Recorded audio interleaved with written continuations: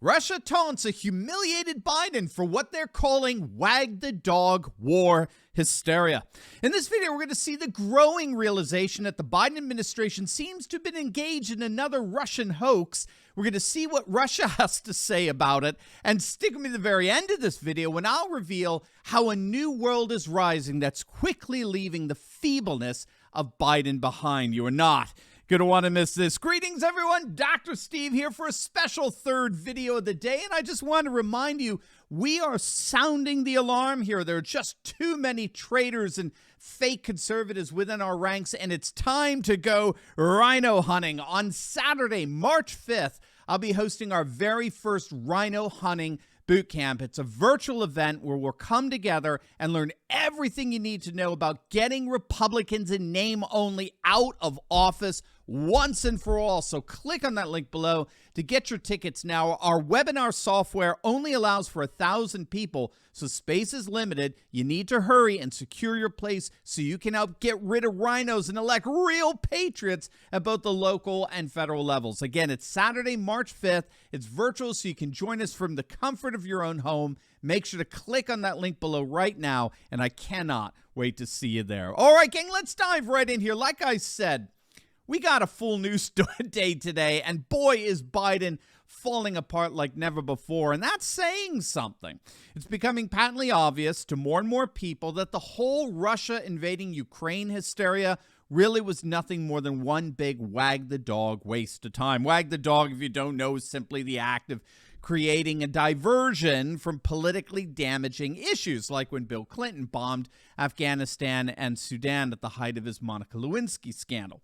The left refuses to admit it, for sure, but there's little question, I believe, in most people's minds, that what we've been treated to for over the past 100 days in all of this fear and frenzy and hysteria about Russia invading Ukraine was a big, fat nothing burger. It was just more Russia hoaxing coming to us from the very same people who pushed the original Russia hoax. Unfortunately, many in the media, including otherwise very good media like the New York Post, just ate this crap up. Even Fox dutifully reported the moronic nonsense coming from the White House and the radically woke military leadership at the Pentagon. But not here, not at this channel. Remember, we are your fake news antidote. We've covered this now for the last 3 months, and I've consistently maintained that Russia had no plans of marching into Kiev.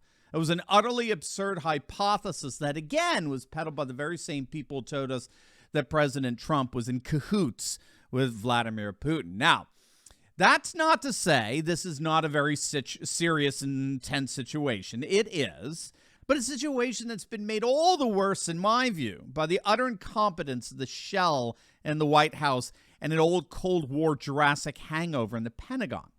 Nevertheless, it is becoming more and more apparent that this was all one big distraction, nothing more. And I really liked what the president of El Salvador said. Did you see this? This is tweeted out by Nayib Bukele. He's the populist leader of El Salvador. He's really cool. Look at this. The real war is not in Ukraine. It's in Canada, Australia, France, Brussels, England, Germany, Italy. They just want you to look the other way.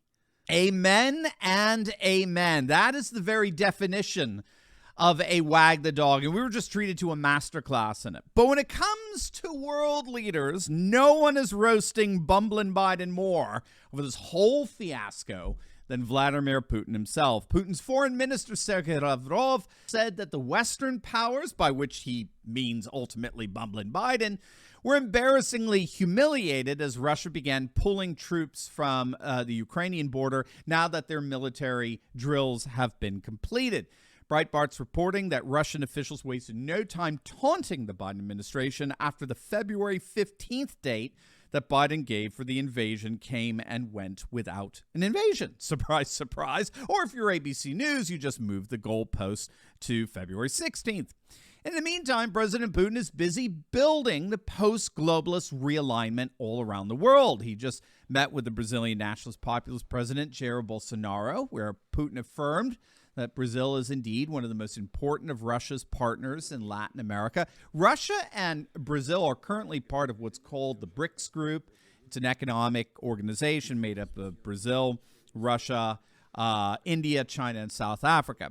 And the Bolsonaro government seems to be pursuing a policy that's been advocated by Brazilian Foreign Minister Ernesto Araújo, who we've interviewed here on this channel, which is eventually to create a post-globalist alliance between the three biggest Christian nations in the world, the United States, Brazil, and Russia. One of the reasons why people like Bolsonaro and Putin and El Salvador's Bukele are all laughing at Biden is that they're looking past this old Cold War political paradigm where Western globalism is supposed to be taking over the world. They're looking past that, and they're seeing the rise of a new post-globalist, post-secular world that operates by very different values and dynamics. So it's not just Brazil that's recalibrating around Russia, it's also China, which is going through its own Neo-Confucian revival.